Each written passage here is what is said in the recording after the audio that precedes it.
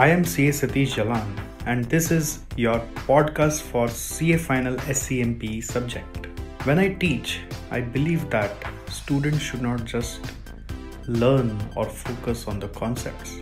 They must be able to relate the concepts with the surroundings that they are living in. My objective of teaching is not just to bring good marks in the exams of students, but also to add some real life values in the life of the students so that they are able to live a happy life post their qualification of CA as well. This is what I am revered for by most of my students. In this podcast, we are going to talk about the concepts that you need to know and remember continuously before going to your main exam. Okay friends, we are starting with just in time and lean system chapter. Just in time chapter में 8 चीज़ें हैं. मैं पहले 8 का नाम बता रहा हूँ. लीन सिस्टम में जस्ट इन टाइम के बारे में पूरा हम आपके साथ डिस्कस करेंगे. तीसरा है काइजन कॉस्टिंग. चौथा है टोटल प्रोडक्टिव मेंटेनेंस. पांचवा है accounting for pull system which is back flush costing. छठा है टाइम एनालिसिस अंडर JIT. सातवां है यहाँ पे 5S ऑफ JIT और आठवां है सेलुलर मैन्युफैक्चरिंग सिस्टम. सातवां और आठवां सिर्फ CA फाइनल न्यू सिलेबस में एक्स्ट्रा बोल के हम लोग पढ़ते हैं. सो पहला पॉइंट आ रहा है what is lean system. Lean system एक ऐसा सिस्टम है जहाँ पे हम लोग वेस्ट मिनिमाइजेशन के लिए जितना तरीका हो सकता है वो सब इम्प्लीमेंट करते हैं. लीन माने हैं वेस्ट. वर्ड लीन मतलब याद रखिए वेस्ट. तो लीन सिस्टम एक ऐसा सिस्टम है जिसमें हम वेस्ट मिनिमाइजेशन के लिए काम कर रहे हैं. तो पॉइंट आता है वाटर वेस्ट. तो लीन सिस्टम बताता है हमें वेस्ट 7 प्रकार के हैं. Number 1 over production. याद रखिए प्रोडक्शन ज़्यादा किया यानी कि बिना डिमांड के प्रोडक्शन कर लिया. दूसरा इन्वेंट्री, मतलब अगर इन्वेंट्री आप जितना ज़रूरत है उससे ज़्यादा रख रहे हैं तो वो इन्वेंट्री है. देखिए ओवर प्रोडक्शन और इन्वेंट्री एक जैसा लगता है. ओवर प्रोडक्शन मतलब एक्स्ट्रा प्रोड्यूस करने का मेहनत. ओके, तो मेहनत is a waste. And then उसके बाद जो इन्वेंट्री बच गया दैट इज़ ऑल्सो वेस्ट अगर आपने ज़्यादा प्रोड्यूस करके रख लिया. Third is waiting for next production step. Fourth is motion. Motion means extra physical movements which is not necessarily required. Fifth is transportation, that is moving the products within the company or within the factory which is not actually required. Sixth is rework. rework अगर आप पहली बार में defective produce करोगे तो उसको rework करके ठीक करना पड़ता है, तो rework is a waste. Seventh is over processing. Over processing means having unnecessary steps in your processing. So 7 type of waste है. लीन माने वेस्ट, 7 टाइप ऑफ वेस्ट है. एक बार फिर से आप दोहराएं इसको अपने मन में क्या क्या 7 टाइप ऑफ वेस्ट है. Which is over production, then inventory, then waiting, then motion, then transportation, then rework from defects and over processing. So idea is आपको ये वेस्ट मिनिमाइजेशन के लिए क्या क्या स्टेप्स लेने हैं, वही है लीन सिस्टम, जिसका इम्पोर्टेंस है कि इस तरह से वर्क फ्लो को ऑप्टिमाइज़ करो जिससे कि आपका वेस्ट एकदम कम हो जाए. सो उसका तरीका क्या क्या है, लीन सिस्टम पाने का तरीका क्या क्या है. उसमें एक पहला तरीका है जस्ट इन टाइम जो हम लोग अभी पढ़ेंगे. दूसरा तरीका है काइजन जो भी हम लोग पढ़ेंगे. तीसरा तरीका है टोटल प्रोडक्टिव मेंटेनेंस, ये भी हम लोग पढ़ेंगे. चौथा तरीका है 5S जो हम लोग पढ़ेंगे. फिर छठा तरीका है सेलुलर मैन्युफैक्चरिंग. ओके, छठा है कि पांचवा हुआ सेलुलर मैन्युफैक्चरिंग, वो भी हम पढ़ेंगे. और एक तरीका 6 सिग्मा जो हम लोग ऑलरेडी पढ़ के आ चुके हैं, जो TQM के साथ पढ़े थे. सो अगर आपसे पूछा जाए कि लीन सिस्टम में वेस्ट मिनिमाइज़ कैसे किया जाएगा, तो कैसे किया जाएगा मैं उसमें आपको जस्ट इन टाइम चैप्टर का कॉन्स्टिट्यूएंट्स बताना है. जैसे एक है जस्ट इन टाइम टेक्निक, दूसरा है काइजन कॉस्टिंग टेक्निक, तीसरा है टोटल प्रोडक्टिव मेंटेनेंस, चौथा है सेलुलर मैन्युफैक्चरिंग, पांचवा है 5S और छठा है 6 sigma. Okay, so this is basically the idea of lean system. Now I am moving ahead to second which is just in time. तो जस्ट इन टाइम हमें क्या सिखा रहा है. जस्ट इन टाइम बोलता है कि काम इस तरीके से करो कि पहले से कुछ न किया हुआ हो, लेकिन जब कभी भी कस्टमर का ऑर्डर आए तो उनसे एक रीज़नेबल टाइम हाथ में ले लो और उस टाइम के अंदर अंदर वो काम करके दिखा दो. वहाँ से जस्ट इन टाइम का जेनेसिस शुरू हुआ. तो जापानीज़ ने अपने यहाँ पे जो मैन्युफैक्चरिंग सिस्टम इन अडेप्ट किया या आप बोल सकते इवोल्यूट किया, वो मैन्युफैक्चरिंग सिस्टम का नाम ही पड़ गया जस्ट इन टाइम सिस्टम। तो जस्ट इन टाइम सिस्टम में दो पार्ट आता है, एक जस्ट इन टाइम परचेजिंग आता है, दूसरा आता है जस्ट इन टाइम प्रोडक्शन। तो इसको दोनों तरह से सीख सकते हैं आप, जस्ट इन टाइम परचेजिंग कैसे सीखेंगे और जस्ट इन टाइम प्रोडक्शन कैसे सीखेंगे। एक चीज़ आप और ध्यान रखिए बिफोर आई स्टार्ट, एक कंपनी अपना मैन्युफैक्चरिंग दो तरीके से चलाता है, एक होता है पुल सिस्टम, दूसरा होता है पुश सिस्टम। ये चीज़ आप अगला चैप्टर मेरे साथ पढ़ोगे सप्लाई चेन मैनेजमेंट, उसमें भी सीखोगे। तो पुश सिस्टम में क्या होता है, हम पहले से प्रोड्यूस करते हैं, इन्वेंट्री बनाते हैं और फिर सेल करते हैं। जस्ट इन टाइम फिलोसॉफी इसके खिलाफ है, वो बोलता है पहले ऑर्डर लेके आओ फिर आप प्रोड्यूस करो। सो इन्वेंट्री कम होता है, मेहनत कम होता है, वेस्ट कम होता है, ठीक है। So just in time philosophy पूरा पुल सिस्टम पे चलता है। सो पहले एकदम यही दिमाग में बैठाइए कि जस्ट इन टाइम का दो पार्ट है, प्रोडक्शन और परचेज सिस्टम, और यहाँ पे पुल सिस्टम फॉलो होता है। सो जस्ट इन टाइम का एक दूसरा बेसिक आइडियोलॉजी है कि यहाँ पे हम लोग चाहते हैं कि इन्वेंट्री हमारे पास ना रहे तो ही अच्छा। तो बस आप कैसे सोचोगे जस्ट इन टाइम के बारे में, पहले आप सोचोगे कि जस्ट इन टाइम हमारा पुल सिस्टम है, काम आएगा तब प्रोडक्शन शुरू करेंगे, और दूसरा हम नहीं चाहते कि हमारे यहाँ इन्वेंट्री रहे, और तीसरा बात जस्ट इन टाइम परचेज के हिसाब से भी सोचना पड़ता है और प्रोडक्शन के हिसाब से भी सोचना पड़ता है। ओके, सो इसको और आगे बढ़ाते हैं, एक बार आप तब तक जो मैंने बताया उसको एक बार माइंड में दोहराइए और अगले ऑडियो का इंतज़ार करिए। Okay, now continue with just in time features.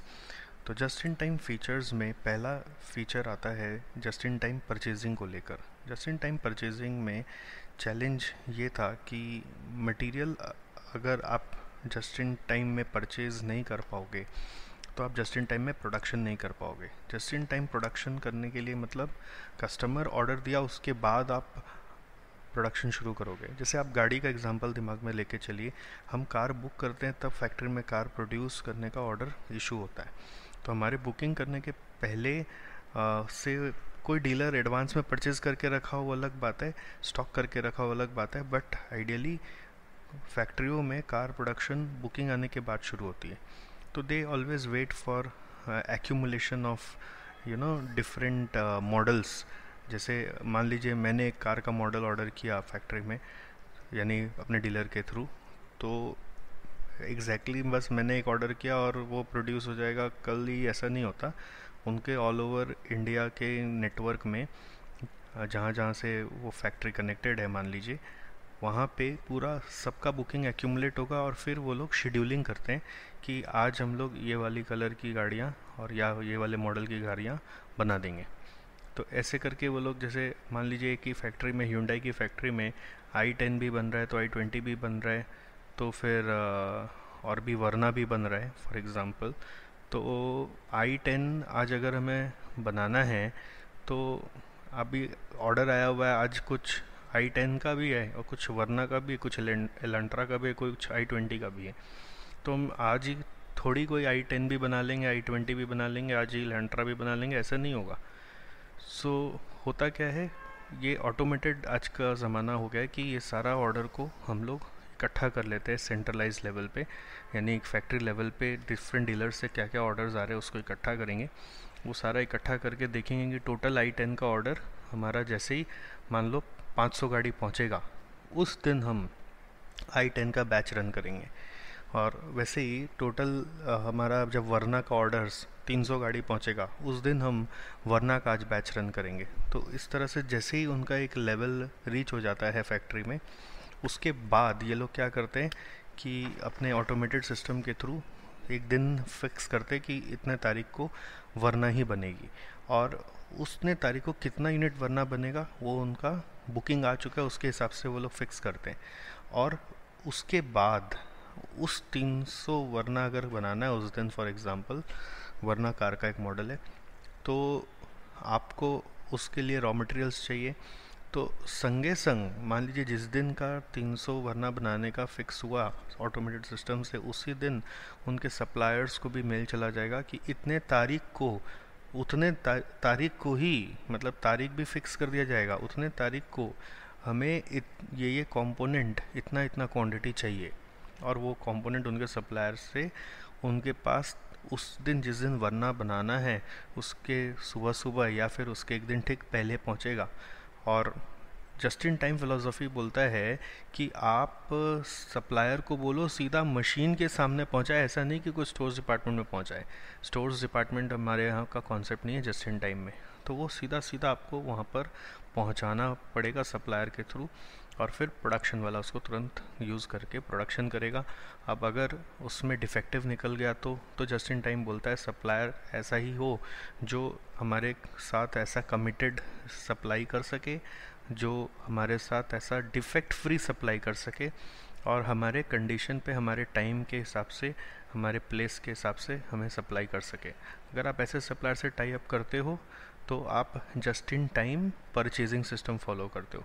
तो इसका फ़ायदा क्या है कि आपको कोई इन्वेंट्री मेंटेन नहीं करना, आपको कोई इंस्पेक्शन कॉस्ट इनकर नहीं करना, स्टोर्स का स्टोरिंग कॉस्ट अपने जो पड़ते थे वो बच जाता है, इंस्पेक्शन कॉस्ट बच जाता है।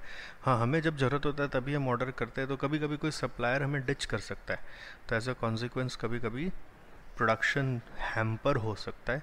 अगर आप एकदम भी इन्वेंट्री नहीं रखते हो तो जिसको हम लोग बोलते हैं स्टॉक आउट हो सकता है, तो स्टॉक आउट के कारण कभी कभी आपको लॉसेज हो सकते हैं। ओके, सो ये जो मैंने आपको बताया ये पूरा था just in time purchasing. Next आता है जस्ट इन टाइम प्रोडक्शन।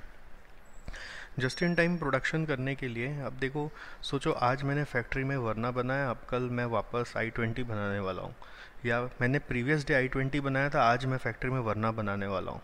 तो कोई ज़रूरी नहीं है ना कि मशीन एज इट इज़ जो i20 बनाने के काम आया वो सबका सब वरना बनाने के भी काम आएगा। तो हमें मशीन में कहीं ना कहीं कुछ जगह जाकर तो कोई डाइस चेंज करना होगा, कहीं कुछ कॉन्फ़िगरेशन चेंज करना पड़ेगा, ऐसा केस हो ही सकता है।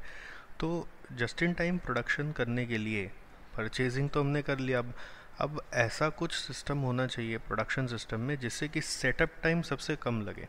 सेटअप टाइम अगर ज़्यादा लग रहा है तो फिर ऑब्वियसली चेंज ओवर में टाइम लगेगा, तो पता चला आज i20 बना तो अब तो 15 दिन बाद ही जाकर हमारा वरना शुरू होगा। ऐसा नहीं होना चाहिए। नेक्स्ट डे कैसे चेंज हो सकता है ये सोचना है। जापानीज़ बेंचमार्क था 2 घंटे में पूरा सेटअप चेंज हो जाना चाहिए। हेनरी फोर्ड ने जब पहली बार अपनी फोर्ड की कार लॉन्च की थी जिसका नाम था मॉडल टी, वो मॉडल टी के बाद एक कंपटीशन फेस किया शेवरले से, और फिर मॉडल ए जब लॉन्च किया तो मॉडल ए लॉन्च करने में उनको 5 साल लग गया टी से ए आने में, बिकॉज उनको पूरा फैक्ट्री का रीटूलिंग रीसेटअप करना पड़ा। तो वो एक बहुत बड़ा झटका था हेनरी फोर्ड के लिए, एंड इसमें उस ज़माने में बिलियंस ऑफ डॉलर्स लगे।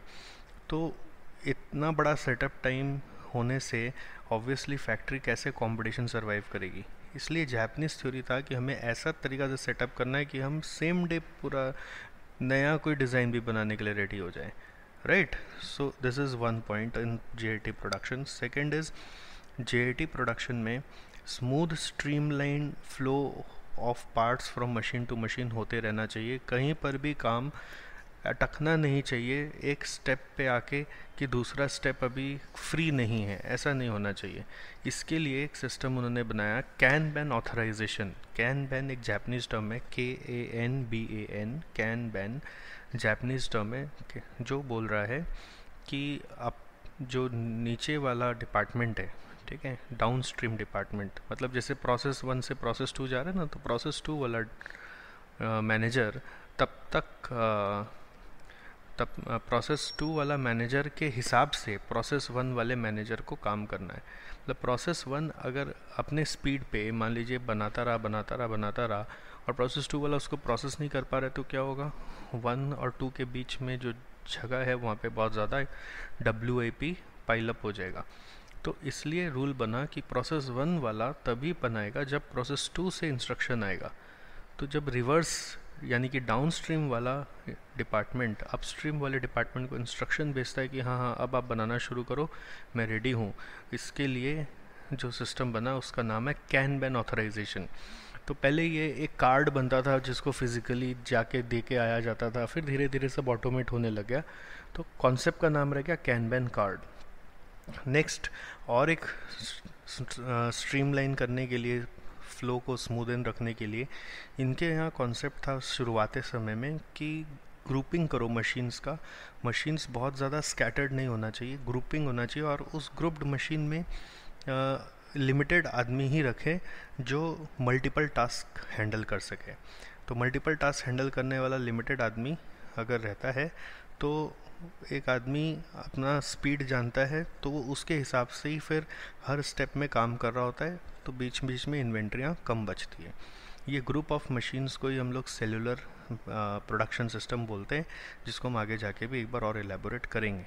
ओके, सो ग्रुपिंग करो, कैन बैन ऑथराइजेशन रखो, और मल्टी स्किल्ड एम्प्लॉयज़ रखो। एम्प्लॉयज़ अगेन ऐसा रखो जो खाली प्रोडक्शन ही नहीं, थोड़ा मेंटेनेंस भी जानता हो।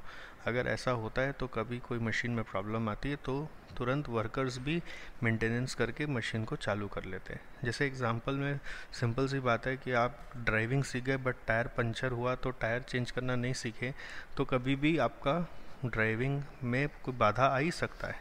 सो every driver should know how to maintain how to do basic maintenance of the car. So that is only we are saying that every worker who are working should also know the basic maintenance of the machine so that work doesn't stop.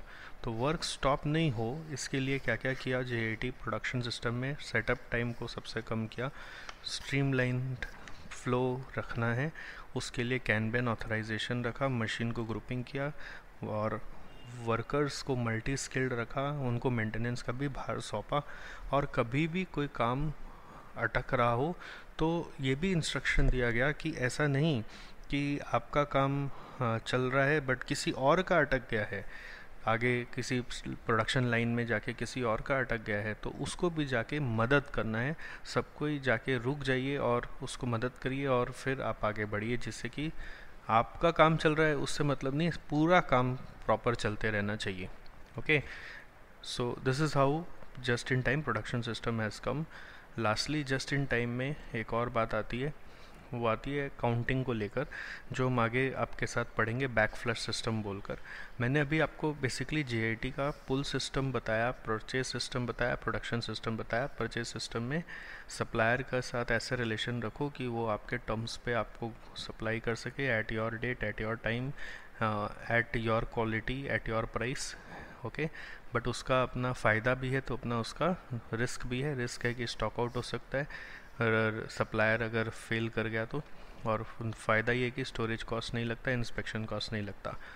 Then production system में हमने बोला कि production smoothen करना है, setup time सबसे कम रखना है, और स्मूथ प्रोडक्शन चलते रहने के लिए kanban authorisation downstream से अपस्ट्रीम में इंस्ट्रक्शन जाए तभी प्रोडक्शन करिए, मशीन को ग्रुपिंग करिए, सेलुलर शेप में मशीन्स का ऑर्गेनाइजेशन करिए, मल्टी स्किल्ड वर्कफोर्स लाइए, मेंटेनेंस भी करवाइए, और कहीं पे भी प्रॉब्लम आए तो मशीन को रुकवाने का चेष्टा करें, ना कि बस काम चलता ही रहे। जैसे फोर्ड, ये एक्चुअली जस्ट इन टाइम का इनोवेशन पूरा फोर्ड के कार के बनाने के थ्योरी से इम्प्रोवाइज़ होके आया है। फोर्ड की फैक्ट्री में जब कार बनती थी तो वहाँ पे मशीन को स्टॉप करा नहीं जाता था, काम कंटिन्यूस चलते ही रहेगा। इवन ऐसा प्रेशर डाल दिया जाता था कि वर्कर को कि आप वॉशरूम तक आए नहीं जा सकते, वहीं पे ही मशीनों के आसपास ही ऐसा ट्रॉफ बना दिया जाता था कि जहाँ पे आपको वॉशरूम भी करना पड़ेगा, जिससे कि काम कभी नहीं अटकना चाहिए, मशीन चलती ही रहेगी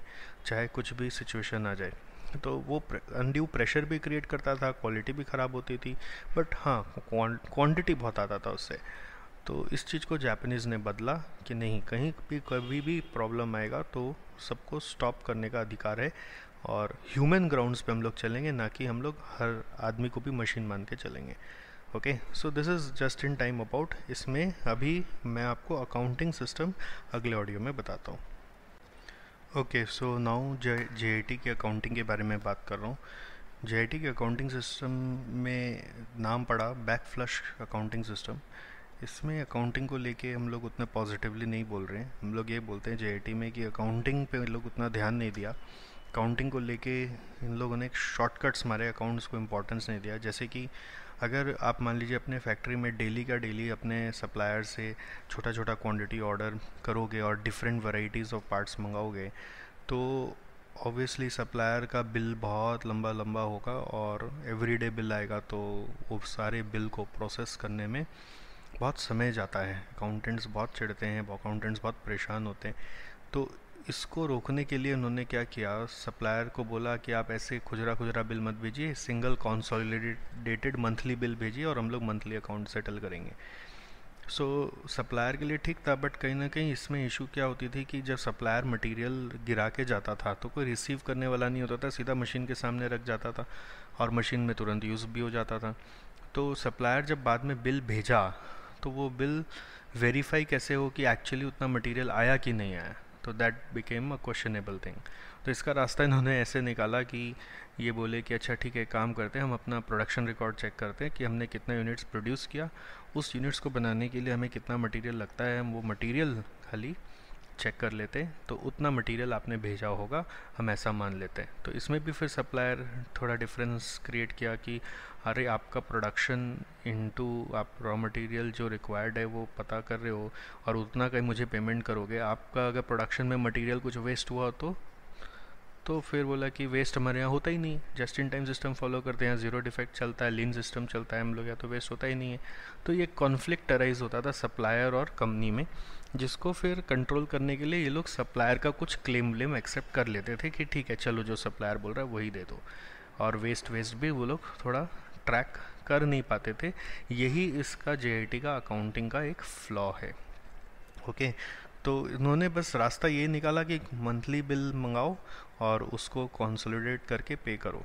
सो आइडियली अकाउंट्स क्या होता है, अकाउंट्स का फ्लो होता है कि पहले परचेज़ होगा, उसका बिल चेक हो जाएगा, फिर इस परचेज़ के बाद कहीं ना कहीं उस परचेज़ का गुड्स रिसीव हुआ होगा तो उसका डॉक्यूमेंटेशन होगा, और फिर बाद में सप्लायर का जब बिल आएगा तो हम इन्वेंट कितना रिसीव किए वो चेक करके सप्लायर को पे करेंगे, और फिर परचेज़ का कुछ स्टॉक हमारे पास पड़ा भी हो सकता है और कुछ प्रोडक्शन में यूज़ हो गया होता है। ऐसा हम लोग का नॉर्मल अकाउंटिंग फ़्लो है। बट JIT सिस्टम में इतना सब कुछ तामझाम है ही नहीं। ये बोल रहा है कि उतना कुछ नहीं करेंगे रिकॉर्ड कि इतना परचेज़ हुआ, कितना परचेज़ कर वन बोला गया था। सीधा बस देखेंगे हम लोग अकाउंट्स डिपार्टमेंट में कि मंथली बिल क्या मांग रहा है सप्लायर, और हमारा वैलिडेट करने का तरीका खाली यही है कि हम अपना देख लेंगे प्रोडक्शन हमने कितना किया है, उसके लिए कितना मटेरियल लगना चाहिए, बस। और कोई तरीका नहीं है हमारा वैलिडेट करने का। तो ये कहीं ना कहीं एकदम लास्ट वाला जो अकाउंट्स में सिचुएशन होता है कि प्रोडक्शन एकदम अकाउंटिंग के लास्ट में पता चलता है, वो पहले देखकर आप मटेरियल का पेमेंट करो, इसीलिए इसका नाम है back flush accounting system. Okay, so this is about back flush. Class में हमने बैक फ्लश के ऊपर कुछ जर्नल एंट्रीज वाले सम किए हैं। हालांकि न्यू सिलेबस के मैट में वो क्वेश्चंस अभी तो नहीं हैं, बट पहले के सिलेबस में थे तो मैंने करा दिया था, तो स्पेशली ओल्ड सिलेबस वाले तो कर ही लेंगे, बट न्यू सिलेबस वाले एक बार उसको ओवरव्यू देख के हल्का सा जा सकते हैं कि ओके ये फ़्लो है, ज़्यादा उस पर एम्फेसिस देने का भी ज़रूरत नहीं है। राइट नाउ आ गया तो मुझे मत बोलिएगा, लेकिन अभी मुझे ऐसा नहीं लगता कि उसके ऊपर उतना एम्फेसिस देने का ज़रूरत है। Okay, so this is about just in time का अकाउंटिंग सिस्टम। अब थोड़ा सा 1 मिनट और बोल दूँ, जस्ट इन टाइम का कुछ आपको परफॉर्मेंस मेज़रमेंट्स भी बता होना चाहिए। परफॉर्मेंस मेज़रमेंट कैसे हम लोग चेक करते हैं कि हम लोग अच्छा परफॉर्म कर रहे हैं कि नहीं, तो हम लोग यहाँ पे turnover ratio, inventory turnover ratio पे सबसे ज़्यादा ध्यान देते हैं। ओके, देन थोड़ा बहुत हम लोग स्क्रैप और डिफेक्ट्स चेक भी करते हैं कि कितना आ रहा है नहीं आ रहा है, बट सबसे ज़्यादा हमारा ध्यान रहता है परफॉर्मेंस में इन्वेंट्री टर्नओवर रेशियो, और वो जितना ज़्यादा हो हमारे लिए उतना बढ़िया है। एक बेंचमार्क है, टोयोटा ने 70 time inventory turnover ratio achieve किया था by keeping it's inventory level very very low, और फटाफट ऑर्डर के हिसाब से प्रोड्यूस करके। एनीवेज, और भी परफॉर्मेंस मेजरमेंट है, जैसे cost of quality, customer service अच्छा हो रहा है कि नहीं, ऑन टाइम डिलीवरी हो रहा है कि नहीं, एक साथ पूरा ऑर्डर जा रहा है कि नहीं, कि तो थोड़ा थोड़ा ऑर्डर जा रहा है, और रिटर्न्स नहीं आना चाहिए। अब this is how we measure performance in JIT, कि कस्टमर से रिटर्न नहीं आना चाहिए, सारा डिलीवरी ऑन टाइम होना चाहिए, और एक साथ पूरा ऑर्डर जाना चाहिए, स्क्रैप एकदम कम होना चाहिए, और एम्प्लॉयज़ का रिवॉर्ड क्वालिटी और इम्प्रूवमेंट के सजेशन पर होते रहना चाहिए। जापानीज़ सिस्टम में हम लोग बोलते हैं जैसे 1 life 1 wife, but Japanese theory में एक और है 1 लाइफ 1 वाइफ एंड 1 कंपनी। ये भी जापानीज़ थ्योरी में आती है। तो एम्प्लॉय हमेशा अपने कंपनी को रिगार्ड इसलिए करते हैं क्योंकि उनकी कंपनी उनके सजेशंस को हमेशा लेती रहती है और उसको इम्प्रूवमेंट में लेती है, तो फिर उनको रिवॉर्ड भी करती रहती है कि उनके सजेशन से कंपनी को इतना बेनिफिट हुआ तो इनको इतना रिवॉर्ड मिलना चाहिए। ठीक है, so this are basic performance measurement in JIT। क्या क्या वापस बोल दें कि एम्प्लॉय को रिवॉर्ड करो, इन्वेंट्री टर्नओवर बहुत हाई रखो, और कस्टमर का डिलीवरी प्रॉपर होना चाहिए, रिटर्न नहीं आना चाहिए, फुल ऑर्डर शिप होना चाहिए, employ ideas, reduction of scrap, और एक बोलते हैं eliminating labour efficiency variance all together. Labour inefficient होना ही नहीं चाहिए। लेबर एफिशिएंसी वेरिएंस जितना कम आए, जीरो आए, नेग्लिजिबल आए, उतना अच्छा है, यानी फेवरेबल आए तो ही अच्छा है। Okay, so this is JIT all about. I will say JIT का जो फीचर्स है, अभी तो JIT चल रहा है, JIT का जो फीचर्स है वो इतना ही है। Okay okay, now next topic is kaizen costing. Kaizen as you know Japanese term में काई माने कंटिन्यूस, जेन माने इम्प्रूवमेंट। तो ऐसा कोई सिस्टम जिसमें कंटिन्यूस इम्प्रूवमेंट आप करते रहें उसे हम कहते हैं काइजन कॉस्टिंग। फिलॉसफी है यहाँ पर कि छोटा छोटा बदलाव, small incremental changes routinely applied and sustained over a long period result in significant improvement. ये लाइन बस एकदम ध्यान रखिएगा, small incremental changes routinely applied and sustained over a long period result in significant improvements. Okay, so kaizen का main काम यही है कि छोटा चेंज कहाँ पे हम कब ला सकते हैं जिससे कि इम्प्रूवमेंट लॉन्ग टर्म में आए तो कोई बात नहीं, बट इम्प्रूवमेंट आए। Okay, but cost reduction resulting from kaizen are usually smaller than those achieved with other mode of cost reduction. ये भी याद रखिएगा, इससे बहुत ज़्यादा कॉस्ट रिडक्शन नहीं होता, but are still worth the effort since competitive pressures are always likely to force down the price of a product over time.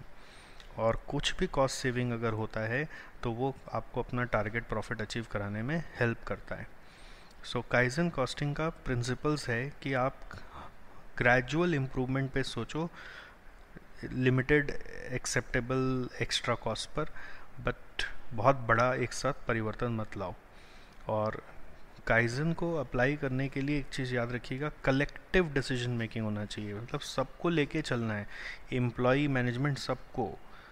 Okay, kaizen में स्टैंडर्ड जब अपने सेट करते हैं तो वो ज़्यादा लंबा पीरियड तक वैलिड नहीं रहता। स्टैंडर्ड आज सेट किया, हो सकता है हम कुछ ही पीरियड बाद उस स्टैंडर्ड को रिवाइज कर देंगे जिससे कि और कॉस्ट रिड्यूस हो पाए। The focus is on elimination of waste, improving system and improving productivity. Okay, and kaizen versus standard costing एक फेवरेट क्वेश्चन होता है, केस स्टडी में भी कभी यूज़ करने बोलता है कि काइजन का मेन फोकस है कॉस्ट कैसे रिड्यूस हो, स्टैंडर्ड कॉस्टिंग का मेन फोकस है कि कॉस्ट कैसे कंट्रोल हो। कॉस्ट कंट्रोल पे वो ज़्यादा ध्यान देगा। काइजन का मेन काम है कि वो स्टैंडर्ड सेट करेगा और उसको छोटा छोटा पीरियड के लिए करेगा और फिर कंटिन्यूसली उसको रिड्यूस करते जाएगा सो दैट आप कॉस्ट रिडक्शन अचीव करें। कॉस्ट रिडक्शन मतलब होता है आप अपना जो स्टैंडर्ड आज सेट किया अगला बार स्टैंडर्ड कॉस्ट को ही कम कर दें और फिर एक्चुअल कॉस्ट उस स्टैंडर्ड कॉस्ट के लेवल तक लेके आएंगे तो कॉस्ट रिड्यूस होगा ना। स्टैंडर्ड कॉस्टिंग बोलता है कि आपका स्टैंडर्ड लॉन्ग टर्म तक चलेगा, फिक्स रहेगा, और एक्चुअल को आप स्टैंडर्ड तक बस मिलाते चलो। काइजन में एम्प्लॉय पार्टिसिपेशन बहुत इंपॉर्टेंट माना गया है और स्टैंडर्ड में एम्प्लॉय पार्टिसिपेशन नहीं रखा जाता। ओके, सो काइजन वर्सेस स्टैंडर्ड भी एक इम्पॉर्टेंट क्वेश्चन आपका एग्ज़ाम के लिए बनता है। So this is all about kaizen. इसका एक केस स्टडी आपको मिल जाएगा, इंस्टीट्यूट मैट में भी है, केस स्टडी चैप्टर में हमारे मैट में भी मिल जाएगा, ज़रूर उसको एक बार रीड कर लीजिएगा। इसमें खाली केस स्टडी जब लिखना हो, कभी ऐसा क्वेश्चन बोल दे compare and contrast TQM and TPM, तो कंपेयर तो मैंने किया, कॉन्ट्रास्ट मैंने आपको दोनों में डिफरेंस भी बताना है। तो ऐसे बोल सकते हैं कि आप खुद सोचो TQM एक बड़ा फिलॉसफी कि TPM बड़ा फिलॉसफी है। तो ऑब्वियसली TQM बड़ा फिलॉसफी है, तो TQM पाने के लिए, ओवरऑल कस्टमर सेटिस्फेक्शन पाने के लिए TPM आपको करना पड़ता है। तो you can write in contrast जब लिखने की बात हो तो ऐसे बोलेंगे कि TQM का एक हिस्सा है। TQM ज़्यादा बड़ा फिलॉसफी है जिसमें प्रोडक्ट की क्वालिटी वगैरह बढ़ाई जाती है, जिसको पाने के लिए आपको TPM का सहारा लेना पड़ता है। ओके, और एक कॉन्ट्रास्ट करना है तो TPM का फोकस ज़्यादातर इक्विपमेंट पे ही रहा है शुरू से, हम वैसे ना total productive maintenance.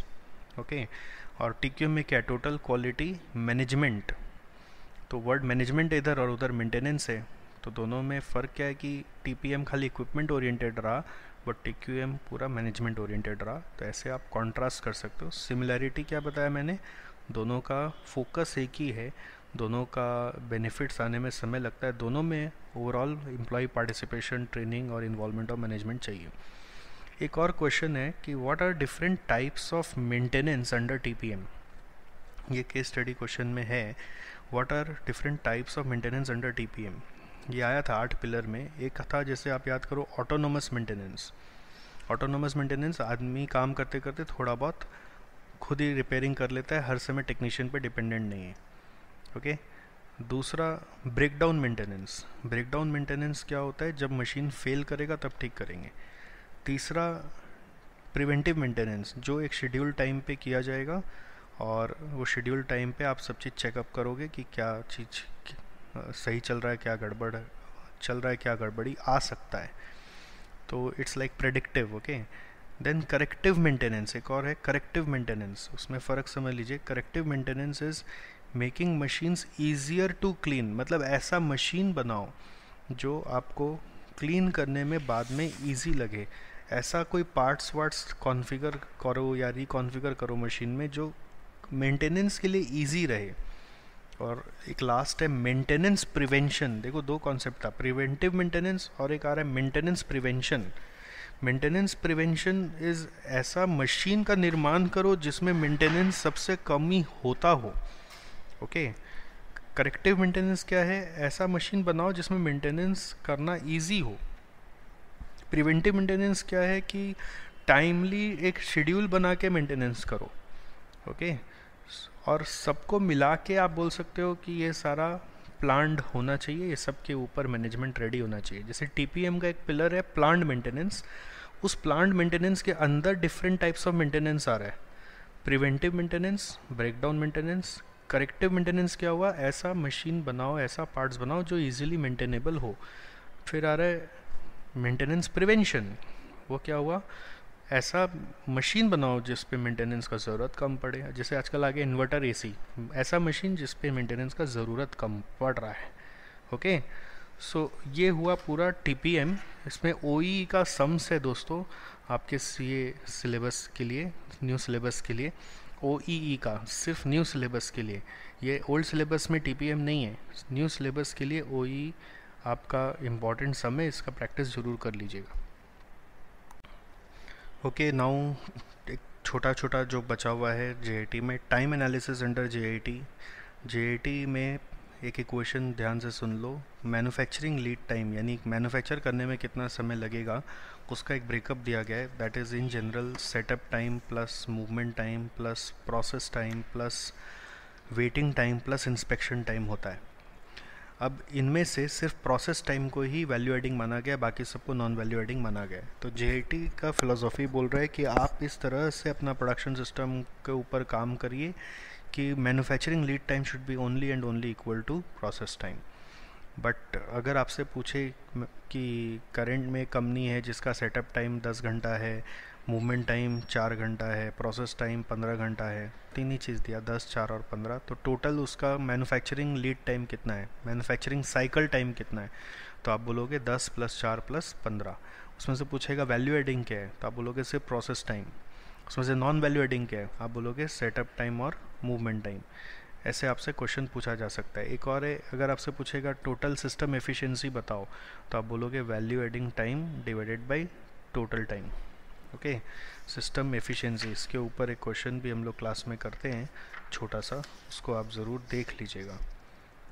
Manufacturing cycle का एफिशिएंसी, ओके, वैल्यू एडिंग निकालना है, नॉन वैल्यू एडिंग निकालना है, मैन्युफैक्चरिंग साइकिल का एफिशिएंसी निकालना है।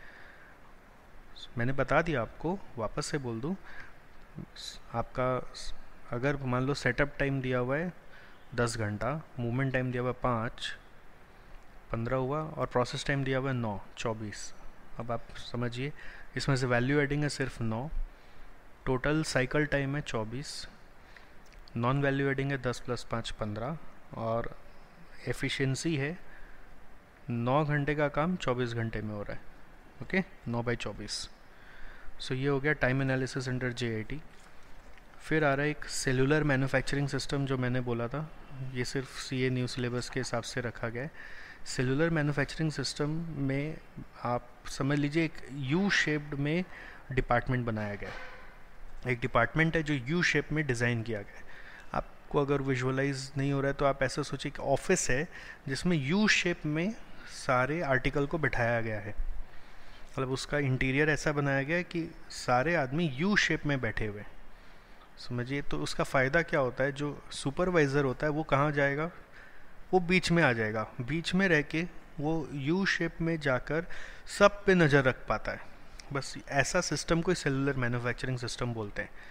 इसमें अगर मैन्युफैक्चरिंग सिस्टम के हिसाब से और बोले तो ये बोलूँगा कि आपका यहाँ पर सुपरविज़न ईजी होता है। यहाँ पे एक एक वर्कर को ग्रुप ऑफ मशीन हैंडल करने दिया जाता है, ना कि सिंगल टास्क दिया जाता है, जैसा कि फोर्ड की कंपनी में होता था। फोर्ड की कंपनी में एक आदमी एक छोटा सा टास्क करेगा, एक नट को भी अगर 4 बार घुमा के टाइट होता है तो एक आदमी एक ही बार घुमाएगा, दूसरा आदमी दूसरा बार घुमाएगा, तीसरा आदमी तीसरा बार घुमाएगा। ये था फोर्ड का सिस्टम। इससे वॉल्यूम बहुत ज़्यादा आता था, बट आदमी भी बहुत ज़्यादा लगते थे। बट JIT में जापानियों के पास उतना आदमी लोग नहीं था, तो वो लोग एक आदमी से ज़्यादा काम कराते थे। वो खाली इतना सा नट टाइट कराने के लिए 4 आदमी अफोर्ड नहीं कर सकता था, तो नट क्या वो एक पर्टिकुलर प्रोसेसिंग पूरा करके देगा। तो वो था सेलुलर मैन्युफैक्चरिंग सिस्टम, और उन सब पे नज़र कौन रखेगा, सुपरवाइज़र, और सबको U फॉर्म में ऑर्गेनाइज किया गया। इससे आपका शॉर्ट प्लेस में आप अपना मैन्युफैक्चरिंग सिस्टम चला सकते हो। मतलब इसका एडवांटेजेस बता दे रहा हूँ। शॉर्ट प्लेस में, छोटा जगह पर आप अपना मैन्युफैक्चरिंग सिस्टम ऑर्गेनाइज कर सकते हो, इजीली उसको रीटूल कर सकते हो।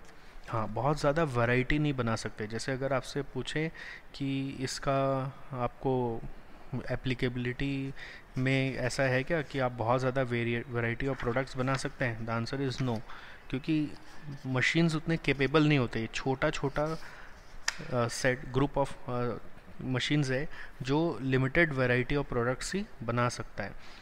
बट एनीवेज इसमें वॉल्यूम कभी भी ज़्यादा कर लो, कम कर लो, ये सबसे बड़ा इसका एडवांटेज है, जिसको हम लोग बोलते हैं फ्लेक्सिबिलिटी। ओके, और डिज़ाइन में भी माइनर चेंजेस वगैरह करके कुछ नया चीज़ बनाना है तो आप तुरंत बना सकते हो, जो बड़ा सिस्टम बना लेते अगर तो पॉसिबल नहीं था। Customization is possible to some extent. तो so main idea is to move as quickly as possible, making as little waste as possible and make a wide variety of similar products. This is all cellular manufacturing all about. इसका अपना benefits भी है तो इसका नुकसान भी है। इसका benefits ये है कि आपका scattered process जो होता है जनरली वो इकट्ठा हो गया, और controls easy हो गए। एम्प्लॉय भी मोटिवेटेड फील करता है कि मेरे को ज़्यादा काम करने मिल रहा है। ग्रुप में सब आसपास ही होते हैं तो कोहेसिवनेस, लगाव एक दूसरे के प्रति बढ़ता है, और वर्कर्स को भी प्रॉब्लम्स दिखते हैं कहाँ पे क्या आ रहे हैं तो तुरंत वो एक्शन ले पाता है और उसको सॉल्व कर लेता है। ओके, सो समटाइम्स नुकसान में यानी डिसएडवांटेज में बोलते हैं कि बहुत ज़्यादा वेरिएशन ऑफर नहीं करता। इसमें आप बहुत ज़्यादा वैरायटीज़ नहीं बना सकते, बहुत ज़्यादा वॉल्यूम भी नहीं बना सकते। लिमिटेड फ्लो के लिए, लिमिटेड वेरिएशन के लिए ये ठीक है। Okay, so this is cellular manufacturing. Now JIT में टाइप ऑफ सम्स एग्ज़ाम में बहुत इजी वाले ही आते हैं अगर प्रैक्टिकल क्वेश्चन आता है तो। एक आता है JIT परचेजिंग के ऊपर, जिसमें आपको अगर इंटर का वो मटेरियल कॉस्टिंग याद आता हो, total raw material inventory maintenance cost, तो उसके ऊपर कैलकुलेशन पूछता है कि टोटल परचेज कॉस्ट क्या है हमारा करंट सिस्टम में, टोटल ऑर्डरिंग कॉस्ट क्या है, टोटल कैरिंग कॉस्ट क्या है करंट सिस्टम में। तो टोटल एनुअल कॉस्ट आपने निकाल लिया। उसके बाद आपसे पूछेगा कि अगर JIT में शिफ्ट हो जाए तो JIT परचेजिंग में शिफ्ट होंगे तो शायद एनुअल परचेज क्वांटिटी उतना ही रहे, नंबर ऑफ़ ऑर्डर्स आपके बढ़ जाएंगे बिकॉज आप छोटा छोटा क्वांटिटी में ऑर्डर करोगे। ओके, सो ऑर्डरिंग कॉस्ट बढ़ जाते हैं, बट छोटा छोटा क्वांटिटी में ऑर्डर करो तो कैरिंग कॉस्ट ड्रास्टिकली घट जाता है, बट जेएटी में जाने से एक स्टॉक आउट रिस्क आ जाता है, उसका कॉस्ट बढ़ जाता है। एक क्वेश्चन है आपके इंस्टीट्यूट मैट में, या आप हमारे डीजेबी बुक में, या फिर आप हमारे अमेंडमेंट सीरीज़ में भी देख सकते हो कि एक क्वेश्चन है जिसमें जेएटी परचेजिंग का वर्किंग हो रहा है, और उसमें स्टॉक आउट कॉस्ट निकालने का तरीका थोड़ा सा यूनिक है, आप उसको ज़रूर देख लीजिएगा, जिसमें आपको कंट्रीब्यूशन लॉस्ट कंसिडर करने बोल रहा है कि स्टॉक आउट के कारण कितना रुपए का कंट्रीब्यूशन लॉस्ट होगा। ओके, तो उसको आप ज़रूर से देख लीजिएगा। और दूसरा टाइप ऑफ सम है जिसमें आपका जेएटी का प्रोडक्शन को लेकर है, कि अगर एक company normal production system follow करता है कि एक से साल का अगर 1 लाख यूनिट बनाना है तो क्वार्टरली 25,000 बनाएगा, और डिमांड उसका सेल डिमांड जो है वो कभी ज़्यादा है कभी कम है, शुरुआत में कम है तो इन्वेंट्री बच जाएगा, फिर बाद में ज़्यादा है तो इन्वेंट्री से सेल ऑर्डर मीट कर लेंगे। तो उस प्रोसेस से प्रोडक्शन करने का वेरिएबल कॉस्ट क्या है और इन्वेंट्री कैरिंग कॉस्ट क्या है, वो आपको देखना है। ऐसा सम और कराया हुआ है, और ऐसा सम इंस्टीट्यूट मैट में भी है। और उसी के कॉन्ट्रास्ट में आपको कंपेयर करना पड़ेगा जेआईटी प्रोडक्शन में। अगर हम जाएं तो क्या होगा, जेआईटी प्रोडक्शन में जब आप जाओगे तो वहाँ पे जितना का सेल ऑर्डर आया उतना ही प्रोड्यूस करोगे। अगर सेल ऑर्डर ज़्यादा का आ गया तो हो सकता है प्रोडक्शन कैपेसिटी शॉर्ट पड़ रही हो, तो वो एक्स्ट्रा कैपेसिटी ओवर टाइम से आएगा। तो आपका जेआईटी में जाने से वेरिएबल कॉस्ट ऑफ प्रोडक्शन थोड़ा बढ़ गया because of overtime cost, but inventory cost drastically कम हो गया, इन्वेंट्री कैरिंग कॉस्ट जीरो ही हो गया, समझ लीजिए आप, ऐसा ही रहेगा वहाँ पे। तो आपको दोनों को कंपेयर करना है कि जेआईटी सिस्टम का टोटल कॉस्ट और हमारा ये करंट सिस्टम का टोटल कॉस्ट क्या है। करंट सिस्टम में ओवर टाइम कॉस्ट नहीं लगा बट इन्वेंट्री कैरिंग कॉस्ट लगा, जेआईटी सिस्टम में आने से क्या इन्वेंट्री कैरिंग कॉस्ट हट गया और क्या लगा, वेरिएबल कॉस्ट में ओवर टाइम लगा। ओके, सो यही दो मेन टाइप ऑफ सम है इसमें जेआईटी में, और बाकी छुटपुट कुछ भी हो सकता है, कॉन्सेप्ट एक बार ध्यान रहेगा तो कर पाओगे। Okay, thank you. So TQM के सेकेंड पार्ट में हम लोग आ रहे हैं, जिसमें मैं सिक्स सिग्मा के बारे में ब्रीफली बात करूँगा। सिक्स सिग्मा एक फ़िलासफ़ी है, सिक्स सिग्मा एक मैथमेटिकल कैलकुलेशन नहीं, फ़िलासफ़ी है, जिसको मोटोरोला और जनरल इलेक्ट्रिक जैसी कंपनियों ने यूज़ करके वर्ल्ड वाइड पॉपुलर कराया, जो हमें बताता है कि किस तरह से कंपनी अपने प्रोसेस के ऊपर काम करके ज़ीरो डिफेक्ट लेवल को अचीव कर सकता है। ओके, एंड इसमें सारा का सारा जो थॉट प्रोसेस था वो क्वालिटी इम्प्रूवमेंट के ऊपर ही था, और काम सिर्फ आउटपुट लेवल पे या इनपुट लेवल पे नहीं, पूरे end to end business process पे किया गया था। ओके, तो सिक्स सिग्मा से एक याद रखना है आपको, 3.4 डिफेक्ट्स पर मिलियन ऑफ आउटपुट, ये एक स्टैट्स याद रखना है, इसको कभी कोट करे तो याद रहे, 3.4 डिफेक्ट्स पर million of output. Six sigma पाने का दो तरीका है, एक है DMAIC और एक है DMADV, जिसका फुल फॉर्म आप सबको ध्यान ही है। DMAIC है डिफाइन, मेजर, एनालाइज, इम्प्रूव और control, and then DMADV is define, measure, analyse, design and verify. दोनों में डिफरेंस आपको पता होना चाहिए। DMAIC एग्जिस्टिंग के लिए होता है, DMADV में आप नया कुछ डेवलप करते हो, प्रोडक्ट या प्रोसेस को। DMAIC रिएक्टिव है, प्रॉब्लम आने से ठीक करेंगे, DMADV प्रोएक्टिव है। DMAIC कैपेबिलिटी बढ़ाता है बट DMADV कैपेसिटी बढ़ाता है। DMAIC में बेनिफिट्स जल्दी क्वांटिफाई हो जाते हैं, बट DMADV में बेनिफिट्स लॉन्ग टर्म में आते हैं। ओके, जैसे एग्जांपल हो गया कि अगर आपको साइकिल टाइम रिड्यूस करना है तो DMAIC करिए, बट अगर आपको एक नया कोई रियल टाइम सिस्टम इम्प्लीमेंट करना है या computer aided manufacturing system implement करना है तो DMADV करिए। सो अगर आप इन दोनों पे काम करते हैं तो सिक्स सिग्मा लेवल अचीव हो सकता है। सिक्स सिग्मा का अपना लिमिटेशन भी है कि वो खाली क्वालिटी के ऊपर फोकस कर रहा है, वो इनटेंजिबल रिजल्ट्स पे कभी कभी फोकस नहीं करता, जैसे कि कस्टमर रिलेशनशिप्स या फिर वर्कर के ऊपर क्या प्रेशर पड़ रहा है, और एम्प्लॉय रेजिस्टेंस भी हो सकता है। Six sigma requires lot of investment, it can be complicated, not all products always need to have Six Sigma. Okay, so these are basic limitations of Six Sigma. So इसमें मैंने आपको Six Sigma बता दिया। Okay, तो मैं आपको पढ़ा रहा हूँ बिजनेस प्रोसेस रीइंजीनियरिंग, BPR। ये टर्म आपने पहले से सुना हुआ है, ये अपने इंटरमीडिएट लेवल में भी पढ़ते हैं। बीपीआर को किसने खोजा था पहले ये मालूम हो, माइकल हैमर। बीपीआर का 4 की वर्ड है या 4 की कंपोनेंट है, उसको पहले ध्यान से सुन लीजिए। Fundamental rethinking, radical redesign, dramatic improvement and end to end business process. ये चारों का मतलब बताता हूँ पहले, बट पहले ये 4 की वर्ड याद कर लीजिए। और फिर बीपीआर का ऑब्जेक्टिव है कि आपका जो भी काम होगा वो 4 जगह पे काम होगा: cost, quality, service and speed. 4 component है और 4 जगह काम करना है: cost, quality, service and speed. मतलब जो भी रिजल्ट्स लाने हैं वो इन 4 में लाने हैं: कॉस्ट, क्वालिटी, सर्विस, स्पीड। और आप 4 कंपोनेंट पे ध्यान देना है: fundamental rethinking, radical redesign, dramatic improvement, end to end business process. So if you are asked to define BPR, BPR is a fundamental rethinking and radical redesign to bring dramatic improvement in end-to-end business relationship, so that a result can be achieved in terms of reduction of cost, improvement of quality, improvement of service and improvement of speed. इस तरह से आप definition लिख देंगे। Fundamental rethinking का मतलब होता है कि आप ऐसे सोचो एज इफ कि you are starting a new business in the current environment and everything is all together new. Fundamentally सब चीज़ नया चल रहा है, वैसे सोचो। Then radical redesign.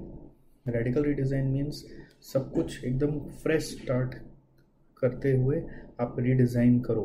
Fundamental rethinking means you have to think why you want to do the business, what you wanted to do, what problem you wanted to solve. And radical redesign means आपको अब आज के ज़माने के हिसाब से नया पूरा बिजनेस तैयार करना है।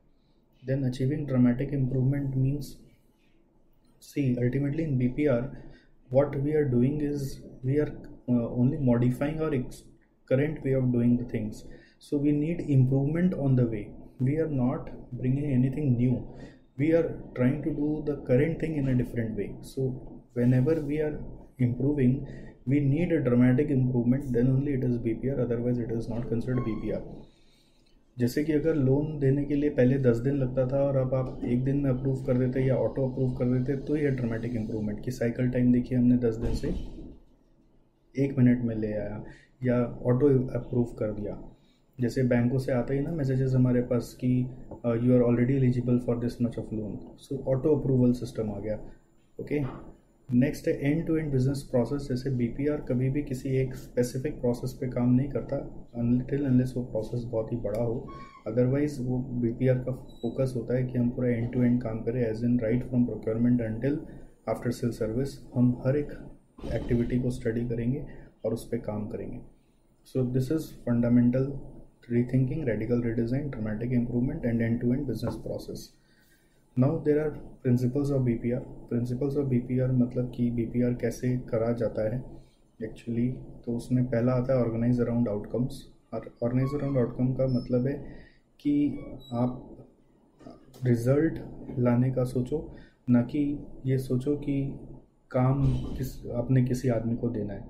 मतलब ये बोलना चाह रहे जैसे कि आप प्रेफर करो कि एक ही आदमी आपका कस्टमर रिप्रेजेंटेटिव, जो वो एक ही आदमी हो जो एक कस्टमर से बात करता हो और वो उस कस्टमर को सारा तरह का क्वेरी सॉल्व करके दे दे, उसके ऑर्डर भी ले ले, उसको ऑर्डर प्रोसेस भी करवा दे, वही उसको डिस्पैच करवा दे, वही उसको आफ्टर सेल सर्विस अश्योर करवा दे, जिससे कि काफ़ी सारा हैंडलिंग इंटरनल कम हो जाता है, कम्युनिकेशन एरर कम हो जाता है, इंफॉर्मेशन फ्लो ईजी हो जाता है, मिसअंडरस्टैंडिंग कम हो जाती है। So this is one aspect of BPR. Principles में हम लोग पढ़े कि कैसे कैसे बीपीआर हो सकता है। सेकेंड आता है have those who need the result of a process perform the process. ये क्या हुआ यहाँ पर, हम लोग बोल रहे हैं कि जैसे मान लीजिए ऑनलाइन फॉर्म भरे फॉर एग्जांपल, तो ऑनलाइन फॉर्म भरे तो फॉर्म भरने का काम आइडियली हम लोगों का ही होना चाहिए ना। तो ऑनलाइन में हमेशा हम खुद ही भरते हैं यूजुअली। अगर ये मैनुअल होता ना तो हम किसी और को दे देते, या बैंक के स्टाफ को बोलते हैं हम साइन कर देते हैं, आप पूरा फॉर्म भर लीजिएगा। जैसे प्राइवेट बैंक्स में तो अपने ऐसे ही करते हैं। तो बीपीआर बोलता है कि अगर आपका आदमी सारा काम करेगा तो आपका समय कैसे कम होगा। Let customers do some of the job. जैसे और एक एग्जांपल हो सकता है कि some minor repairs, some minor installation वगैरह का जॉब आप मैनुअल बना दीजिए, ट्यूटोरियल दे दीजिए। जैसे आप एंटीवायरस का सीडी बेचा या आपने लाइसेंस बेचा, आप उसको इंस्टॉल कैसे करें, ट्यूटोरियल बना दीजिए, वो खुद ब खुद इंस्टॉल करेंगे। आप क्यों इंस्टॉलेशन में जाते हैं। So have those who need the result of a process perform the process. So third आ रहा है integrate the processing of information into the work process that produces the information. इसका क्या मतलब हो रहा है कि आप प्रोसेसिंग ऑफ इंफॉर्मेशन को वर्क प्रोसेस में इनबिल्ट करिए. जैसे फॉर एग्जांपल हम फॉर्म भरवा लिए, अब फॉर्म में डेटा सही है कि नहीं है वो कैसे वेरीफाई हो. जो वेरिफिकेशन है वो तो सेकंड स्टेप होता है वैसे तो अगर वो सेकंड स्टेप में होगा तो साइकिल टाइम बढ़ जाएगा. इसीलिए फॉर्म भरते भरते डेटा वेरीफाई हो जाना चाहिए. ये सब ऑनलाइन के स्कोप में ज़्यादा होता है. जैसे आप कोई अकाउंट खोल रहे हैं तो ईमेल आईडी साइनअप के समय मांगा, तुरंत एक्टिवेशन के लिए एक मेल आपके ईमेल आईडी में आएगा कि verify your email ID. Mobile number डाला तुरंत ओटीपी आएगा कि verify your contact number. So this is called as integrating the processing of information into the work process, so that reduces later on cycle time. Next are treat geographically dispersed resources as if they were centralized. जैसे ये large scale organisation के लिए लागू है. Large scale organisation में अगर ऐसा हो जहाँ पर आपके बहुत सारे ब्रांच ऑफिस है, सब इंडिपेंडेंट है और सबको अपना अपना प्रोक्योरमेंट करना है और अब अलग अलग प्रोक्योर करते हैं तो रेट थोड़ा ज़्यादा दे आते हैं. उस रेट को कम करने के लिए आप उन सारा रिसोर्स को इंटीग्रेट करके सेंट्रलाइज कर लो और मतलब उनके रिक्वायरमेंट्स को सेंट्रलाइज कर लो और एचओ से एक बार में ऑर्डर करो तो आप डिस्काउंट नेगोशिएट कर पाते हो. Okay, so this is large scale का इम्पैक्ट. ओके, तो this is also going to reduce your cost drastically. Then are a line parallel activities instead of integrating their results. What is this about? जैसे अगर आप एक step कराते हो तो उस स्टेप के बाद दूसरा तीसरा चौथा स्टेप सीक्वेंशली नहीं करा के कुछ पैरेलली कराने का सोचो.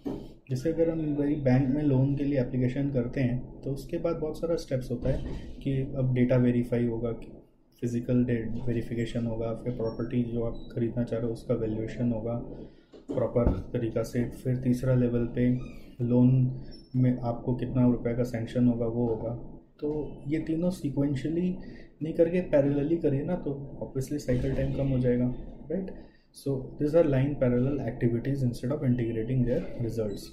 And lastly capture information once and at the source. एक बार में इन्फॉर्मेशन सारा कैप्चर करें और बार बार फॉर्म वॉर्म भराने का या डिटेल लेने का स्कोप न रहे जिससे कि क्लैरिटी ज़्यादा रहता है. So this are principles of BPR.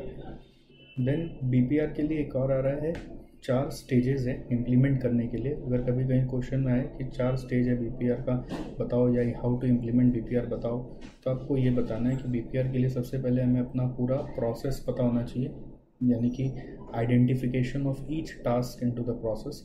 Then आप उस टास्क में, ये टास्क मैंने एक्टिविटीज़, उस टास्क को रैशनलाइज करते हो. सेकेंड स्टेप है रैशनलाइज. रैशनलाइज मतलब आप सर्च करते हो कौन सा एडिंग है कौन सा नॉन वैल्यू एडिंग है, तो नॉन वैल्यू एडिंग को हटाना है. फिर नॉन वैल्यू एडिंग को हटा कर जो बच गया वो है वैल्यू एडिंग, उसको लेके नया से प्रोसेस रीबिल्ड करते हो जिसको अपने रीडिज़ाइन बोलते हैं. एंड फोर्थ आता है reassembly, means everything after redesigning you have to implement in the most efficient manner.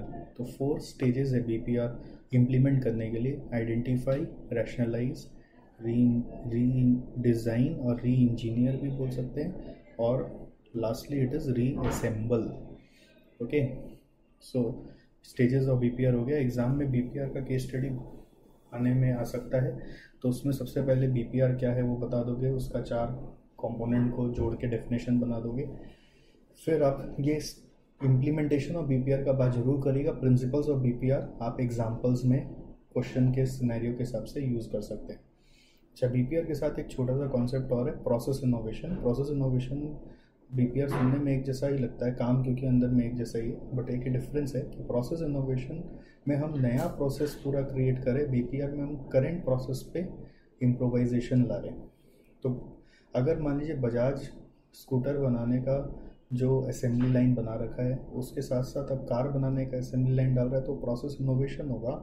और अगर वो स्कूटर का जो प्रोडक्शन सिस्टम है उसको परिवर्तन कर रहा है, उसका बदल रहा है, उसको चेंज कर रहा है, उसमें इम्प्रूवमेंट ला रहा है, तो वो बीपीआर होगा. बीपीआर सेम प्रोसेस में होता है. I am CA Satish Jalan and this is a podcast for CA Final SCMP To score in SCMP, now you need to remember its theories more specifically than just understanding it in a general way. By listening to this podcast, you can revise the concepts on the go as many times as you can.